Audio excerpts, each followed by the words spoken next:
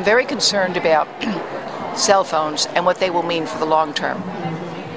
Cell phones are a form of microwave radiation, and most people are unaware that a cell phone is a two-way microwave radio. The long-term impact of that on our health is a matter of very serious concern. The World Health Organization has recently determined that cell phone radiation should be regarded as a possible human carcinogen, just like a number of pesticides, engine exhausts, and things that are used to degrease and clean up hazardous waste. So these are agents you would never let a child play with. You'd never give a child a pesticide to play with or sit them down at the end of a tailpipe, something coming out of a truck.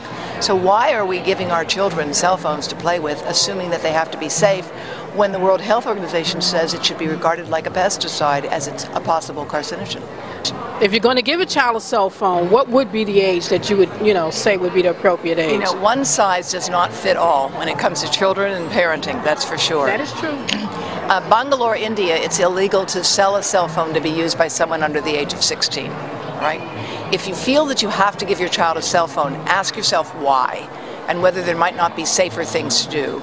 But here's the most important thing. You need to practice safe phone.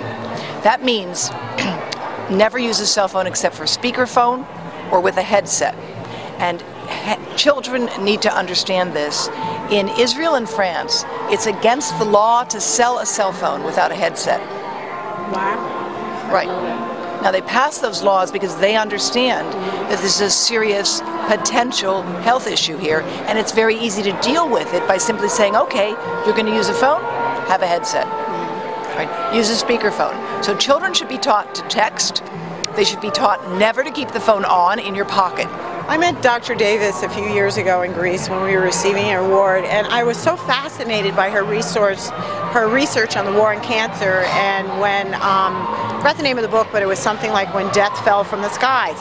And I started to read her book, and I realized, wow, she knows a lot of what's happening in our society in regards to hidden dangers for breathing. Really, actually, after I looked at it, and I looked at the website, and I looked at her book, it's interesting to see, because I too think that we're exposed to so many different things in our life, and it's all additive. It's not just one thing, and I think she's on to something. And and from a federal government's perspective, I think she's on to something too. Cell phones are only tested in two positions right now for the FCC requirements. One, they're held like this at the head, and the other, they're put on a holster at the hip.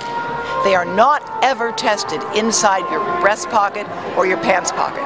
And if they were, they would exceed the FCC exposure guidelines. If you go to our website, environmentalhealthtrust.org, you will find the fine print warnings that we've put up there that come from the manuals for the phones today.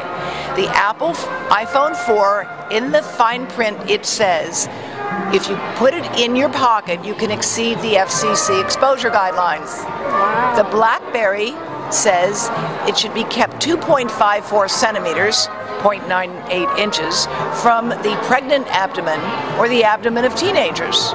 So the question we've been asking at Environmental Health Trust is, if that's a fine print warning, why don't we tell people in advance? And that's what we're doing. Right. We're not opposing phones. We want people to be smarter about how they use them. You can't call it a smartphone if it kills brain cells.